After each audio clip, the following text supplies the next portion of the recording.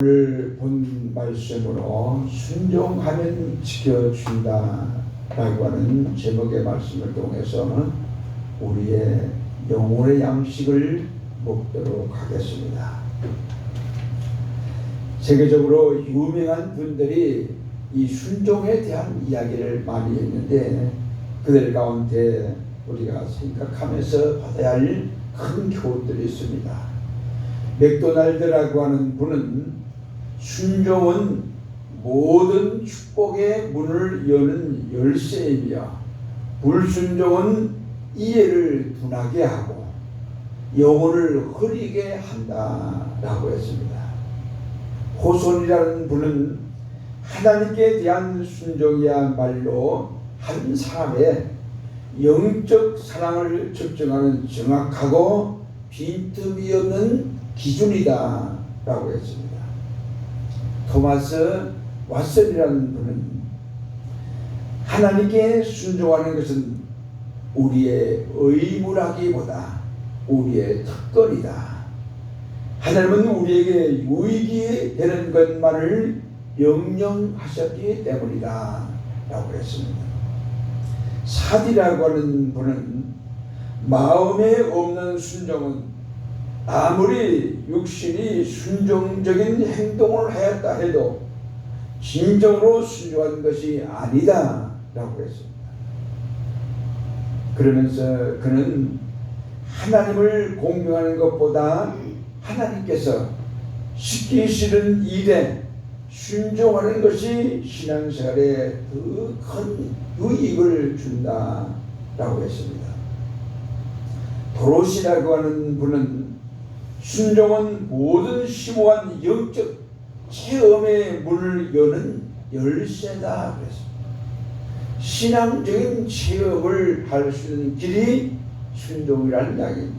순종하면 신앙적으로 영적인 놀라운 체험들을 많이 하게 된다는 이야기입니다.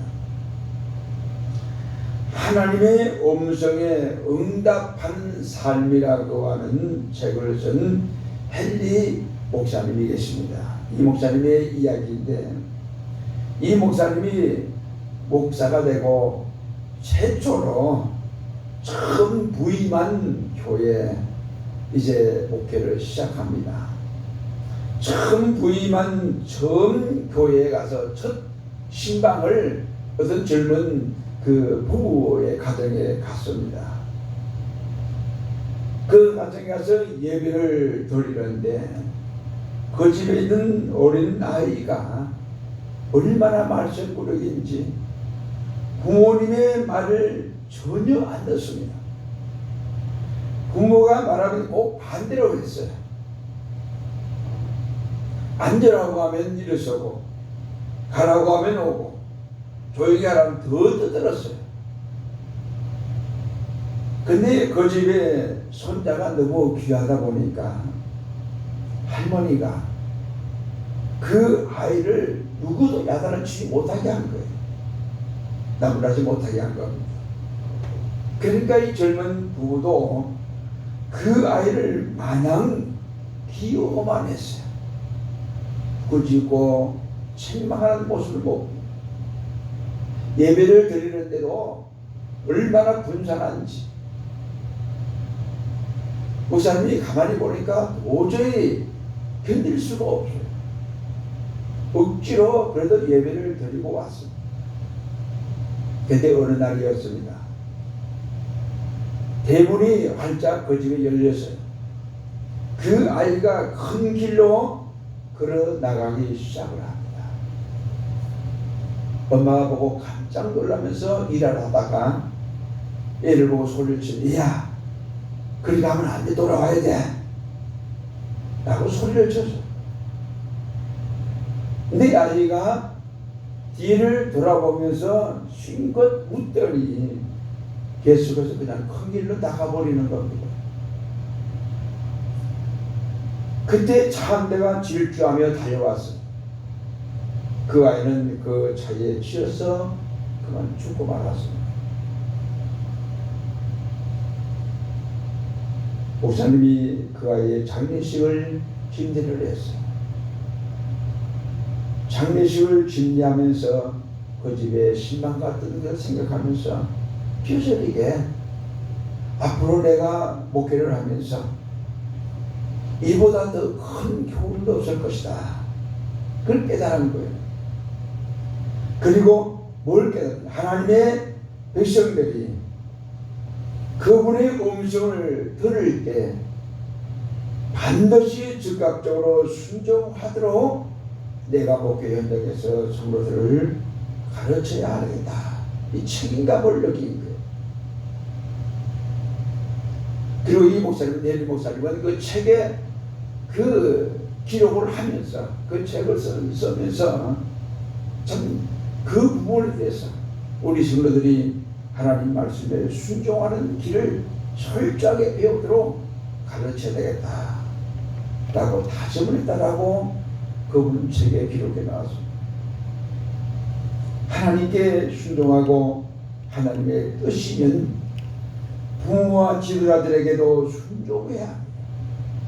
불순종의 길은 불보듯이 원할 수밖에 없다는 이야기예요. 어린 나이가 잘못하면 야단을 치고 그러지 말라고 혼도 내고 그렇게 말씀으로 잘 양육을 해야 하는데 그렇지 못하기 때문에 그 아이를 잃어버리고 말았다는 것입니다. 그럼 우리가 누구에게 순종을 해야 되느냐? 순종의 대상이 있습니다. 어떤 젊은 청년이 대학에 들어가서 대학에 그 입학을 하고 대학생이 된 그가 군대 오라는 영장을 받은 거예요. 그 대학생이 된 이 사람이 이 영장을 받고 군에 입대를 했습니다. 훈련을 마치고 이제 기성부대에 배치가 됐습니다. 육군 신병이 된 그는 다짐을 했어요. 내가 이 3년 동안 군인 생활을 하면서 일생의 추억에 나올 만큼 군인 생활을 잘 해야 되겠다. 마음을 먹고 다짐을 하고 선배인 병장에게 물어서 질문을 했어요. 병장님, 군인 생활을 좀 깨끗하게 명예롭게 잘하고 싶은데 어떻게 하면 좋겠습니까? 좀 자세하게 가르쳐 주십시오 라고 했어요. 그 선배 병장은 껄껄 웃으면서 간단하게 대답을 했어요. 군인 생활은 말이야 그렇게 복잡한 것이 아니야. 오직 상관의 명령에 복종만 하면 되느니라. 명령이 떨어지는 데로만 시간 복종하면 돼. 내가 뭘 해야 할까 생각할 필요 없어. 걱정할 필요도 없어. 그땐 상관이 나보다 높은 사람이 명령하면 거기가 순종만 하면 돼. 너무 잘하려고 했어도 말아야 돼. 그러니까 이 청년이 네, 간단하군요. 가만히 있다가 이 머리가 좋은 청년이 다시 두 번째 질문을 했습니다. 그런데 병장님, 여러 사람이 동시에 이 사람은 어떻게 하라, 저 사람은 저렇게 하라 하고 여러 상관이 명령을 각자 다르게 내리면 그때는 어떻게 하면 좋습니까? 라고 물은 거예요. 그래, 이 병장은 아무렇지도 않게 이 사람은 별걸 다 걱정하고 별걸 다 묻네. 그럴 때는 말이야 가만히 봐서 최고 배급이 높은 사람 말만 들으면 돼. 그랬어. 다른 사람 말 들을 필요 없어. 배급이 제일 높은 사람 말만 순종하면 돼. 그 청년은 그 말 듣고 고개를 끄덕했다는 이야기입니다. 우리가 믿음의 생활하면서 어느 때든지 꼭 잊지 말아야 할 중요한 교훈이 있습니다. 건세 위에 건세가 있습니다. 어떤 경우이든지 하나님의 명령에 복종하면 모든 것은 해결이 된다라는 비결입니다. 다른 눈치는 볼 필요가 없다는 거예요. 최고 계급자, 가장 높은 계급자, 바로 그분이 지존자이신 하나님이십니다. 그 하나님께 순종하는 모든 문제는 하나님 안에서 얼마든지 하나님께서 해결해 주신다는 것을 믿는 것이 우리 신앙인들이 가져야 할 중요한 자세라는 이야기입니다.